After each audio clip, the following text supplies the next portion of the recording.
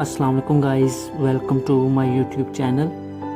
آج کا ہمارا ٹاپک ہے پٹھان، افغان، پختون۔ آج ہم ان کے بارے میں معلومات حاصل کریں گے، ان کی تاریخ، ان کا آغاز اور تمام ان کے بارے میں معلومات حاصل کریں گے۔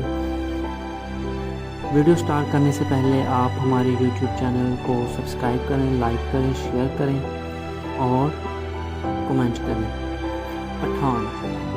پٹھان بعض اوقات پٹھان اور افغانوں کے درمیان امتیاز بھی کیا جاتا ہے، لیکن یہ سارے پٹھان ہی کہلاتے ہیں۔ بعض ان میں کافی فرق بھی کرتے ہیں، اور پٹھان پشتون اور افغان کو الگ الگ قبیلوں سے تصور کرتے ہیں اور ناموں کی وجہ سے تسمیہ اور تاریخ الگ الگ بیان کرتے ہیں۔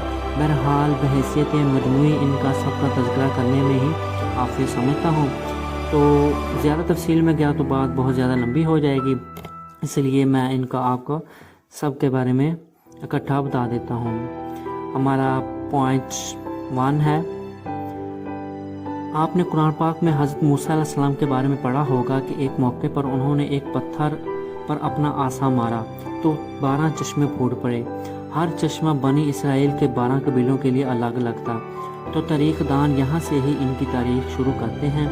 اسرائیل کی ایک ریسرچ رپورٹ کے مطابق پشتون یا پٹھان یہودی نسل ہیں، اور ان کا تعلق بنی اسرائیل کے 10 گمشدہ قبائل سے ہیں، کیونکہ اس وقت جتنے بھی یہودی ہیں وہ حضرت موسیٰ علیہ السلام کے زمانے کے 2 قبیلوں سے تعلق رکھتے ہیں، جبکہ بقیہ 10 اپنا مذہب تبدیل کر چکے ہیں یا ان کا کوئی پتہ معلوم نہیں ہو رہا۔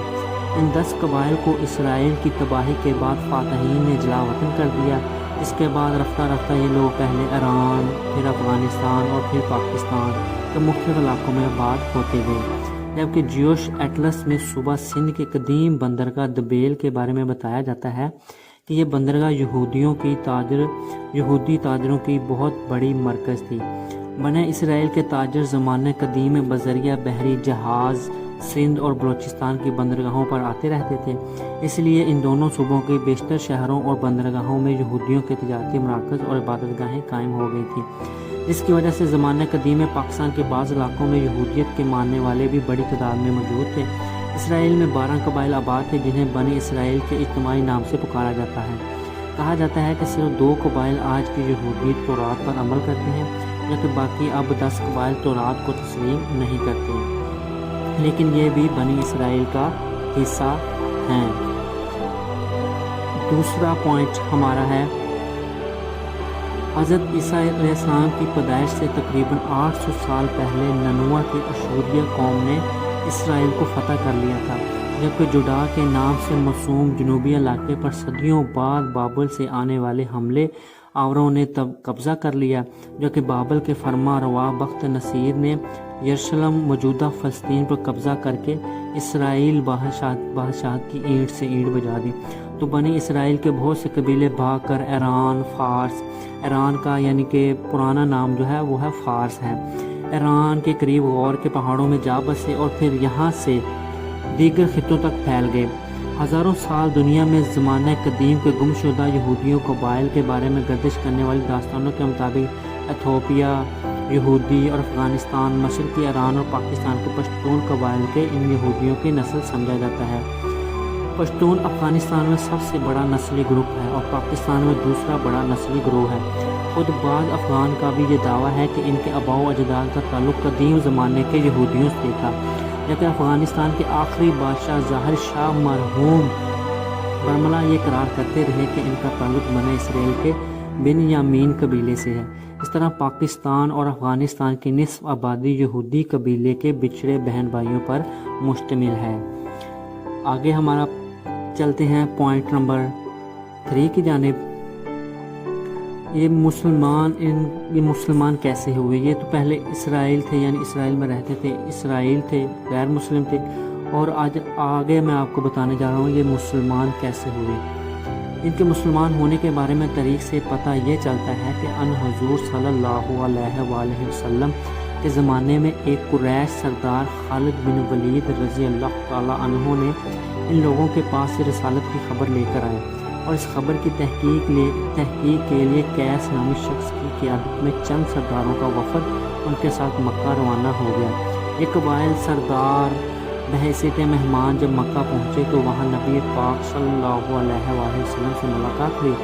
ملاقات کے بعد اسلام قبول کر لیا، جبکہ فتح مکہ کی مہم جوئی میں بھی یہ آپ صلی اللہ علیہ وآلہ وسلم کے ہمراہ رہے۔ ان سرداروں کو واپسی پر حضور اکرم صلی اللہ علیہ وآلہ وسلم تحفے تحائف بھی دیے، اور اس وفد کے امیر قیس کا اسلامی نام عبد الرشید رکھ دیا گیا، جبکہ اسے پہتان یا بتان کا لقب بھی عطا کیا گیا، اور پھر یہی لفظ بگڑ کر پٹھان بن گیا۔ افغان کی روایت کے مطابق امیر قیس کا نام عبد الرشید خود نبی پاک صلی اللہ علیہ وآلہ وسلم نے رکھا، اور فرمایا کہ ان کی نسل اسلام پر اس قدر مضبوط سے کاربند ہوگی جس طرح کشتی کا بتان ہوتا ہے، اور پھر یہی لقب بعد میں زبان کی تغیرات کے باعث پٹھان بن گیا۔ جبکہ لفظ پختون کی ہندوستان والے انہیں پٹھان کہتے ہیں، جبکہ پاکستان انہیں پٹھان اور پشتون ایران افغانی کہتے ہیں، مگر یہ خود کو پختون کہتے ہیں۔ آگے ہے پوائنٹ نمبر 4۔ افغان یا پٹھان کے کئی اوصاف عربیوں سے بھی ملتے جلتے ہیں۔ عرب قوم مہمان نواز، بہادر اور اہل قلم ہونے کے ساتھ ساتھ دوسری قوموں سے اتنی جلد مرعوب نہیں ہوتی تھی۔ ان چند اوصاف کے علاوہ کوئی اور اوصاف عربوں کے اندر زمانہ جاہلیت میں نظر نہیں آتے۔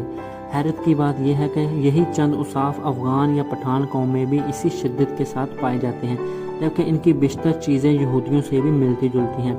نسلی طور پر دونوں اپنے آپ کو دنیا کی علاقے سے منسوب کی گئی ہیں، اپنے آپ کو بہترین قوم تصور کرتے ہیں، مذہبی طور پر سخت ہیں، سر پر ٹوپی رکھنے کا رجحان بھی عام ہے، جبکہ اس کے علاوہ بھی کئی رسم و روایات مشترک ہیں۔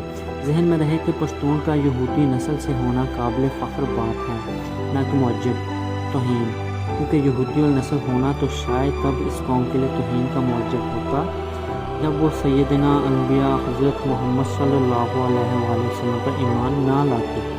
یہ تو ان کی غیرت کی بلندی اور ایمان کی عظمت کا نشان ہے کہ یہودی النسل ہوتے ہوئے بھی نبی آخر الزمان صلی اللہ علیہ وآلہ وسلم پر ایمان لے آئے، کیونکہ یہ وہی آخری نبی ہیں جن کے اوصاف تورات انجیل میں ذکر کیے گئے ہیں، جن کی وجہ سے اہل کتاب آپ صلی اللہ علیہ وسلم کی ایک نجات ہند کے طور پر منتظر بھی تھے۔ تو یہ پشتون کے لیے قابل فخر بات ہے کہ یہ لوگ حضرت موسیٰ علیہ السلام کے حواری بھی ہیں اور آخری نبی کریم صلی اللہ علیہ وآلہ وسلم کے سپاہی بھی ہیں۔ اور یہ پٹھان